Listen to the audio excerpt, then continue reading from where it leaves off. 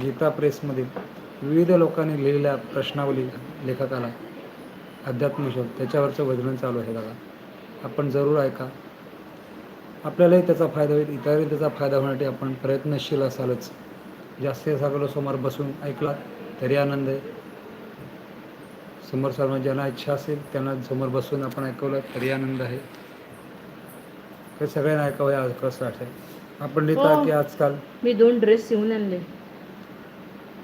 पांढरे कमी म्हणजे कोण तिची सासू. आपण लिहितं की आजकाल लोकांनी चांगले काम करणे सोडून दिलं आहे. कोणाला म्हटलेच आहे भांडायला उठतो ठीक आहे, पण भांडण करून काही फायदा नाही. थँक्यू ज्यांनी लाईक केलं त्याबद्दल. जे लोक स्वतःला शिवरूप समजतात, जे भ्रमात आहेत, हा सारा कलियुगाचा महिमा आहे. जे लोक गुरुपणाचा डंका पिटतात ते देवाच्या जागी स्वतःच्या नश्वर शरीराची पूजा करून घेतात. कोण घेते आपण बघताय स्वतःला गुरु म्हणून. ते वास्तविकपणे महात्मा पण नाहीत आणि संतही नाहीत. त्यांना लबाड लुच्चे समजले पाहिजे. भोळ्या लोकांना या टंकाच्या जाळ्यात सापडू नये. ते असे म्हणतात की पाप पुण्य करणे प्रकृतीचा नियम आहे. त्यांना विचारले पाहिजे की जेवण आणि कपडे घालणे हा कुणाचा धर्म आहे. जर कुणाच्या डोक्यावर टोला मारला तर तो मार कुणाला लागेल.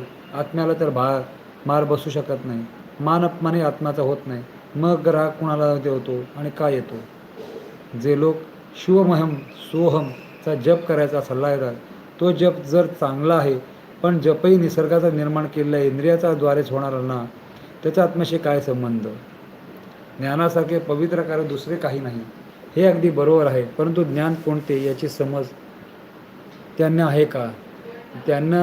ज्यांनी हा उपदेश दिला आहे त्यांना तरी समजला आहे का. त्याने विचारलं पाहिजे की अज्ञान कोण आहे आणि ज्ञानाची प्राप्ती कोणाला होते. ज्ञान अज्ञान प्रकृती स्थित आहे का. अंतःकरण अथवा उपज्ञाची ठाई वास करते.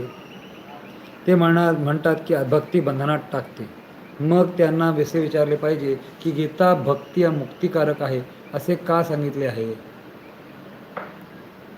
ते गुरुची पूजा आरती ध्यान करायला सांगतात, पण गुरु आणि शिष्याच्या दोघांचा आत्मा तर एकच आहे.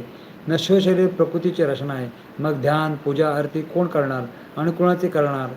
जर शिष्य स्वतःच ब्रह्म आहे तर गुरु काय आहे. तर जडाचे मूर्तीपूजा होते तर गुरुची शरीर देखील जडच आहे. तोळी हाड्या मासाचा पुतळाच आहे. त्यात मलमूत्र भरलेले आहे. मग ते शुद्ध आणि चैतन्य रूप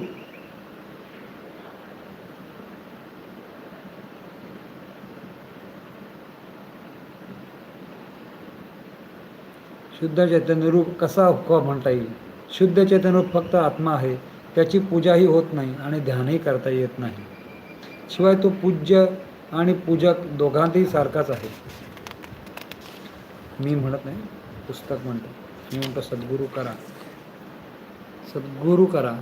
गुरुपेक्षाही सद्गुरू मोठा. सद्गुरू कसे असतात ते तुमच्या पद्धतीने तुम्ही निवडा. जे लोक मूर्तीला जड आणि शरीराला चैतन्य रूप मानतात ते बाकी लोकांच्या फसवणूक करतात. जो पापपुण्य करतो तोच त्याचे फळ भोगतो. दांभिक लोकांनी आपापल्या पापाची काळजी घेतली तरी पुरे. दुसऱ्याचे पाप नाश करण्याची शक्ती त्याच्यात नाही. ते स्वतःचे पाप नष्ट करणेही त्यांना शक्य नाही. जे लोक शिष्य गोळा करण्यासाठी असे प्रयत्न करतात की तुम्ही आपली पापपुण्य आम्हास अर्पण करा, आम्ही आपल्या सामर्थ्याने आपला परिहार करू, ते अहंकाराच्या डोहात बुडले आहेत. त्यांना असे म्हणावे की तुम्ही प्रथम आपल्या पापपुण्यातून निवृत्त व्हा आणि काय हवं हो स्वतःला आपल्या म्हणणारे तुम्ही कोण त्यांच्याकडून त्यांचे उत्तर मिळणार नाही. आपण लिहिले आहे की सनातन धर्म बुडून गेला आहे.